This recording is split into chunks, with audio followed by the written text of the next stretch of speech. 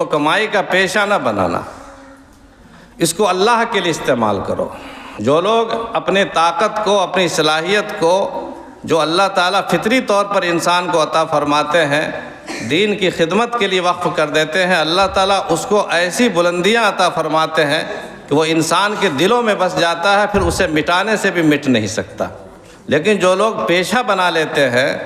ان قوتوں کو، ان صلاحیتوں کو، ان استعدادات کو، پیسے کے بدولت فروخت کرتے ہیں، ان کی زندگیاں ان کے مرنے کے بعد ختم ہو جاتی ہیں۔ اس لیے عزیزو، جو طلباء، جو اساتذہ، جو بچے ہمارے یہاں سے پڑھ کے گئے ہیں اور ماشاءاللہ کافی خطابت میں شہرت پر ہیں، میں ان سب سے بھی یہ اپیل کرتا ہوں، درخواست کرتا ہوں کہ اپنی صلاحیتوں کو کبھی فروخت نہ کرو۔ فروخت کرنے کا سب سے بڑا نقصان کیا ہوتا ہے کہ جب تم نے عادت بنا لی کہ ہم پیسہ پر تقریر کریں گے تو نتیجہ یہ ہوگا کہ کل کوئی غلط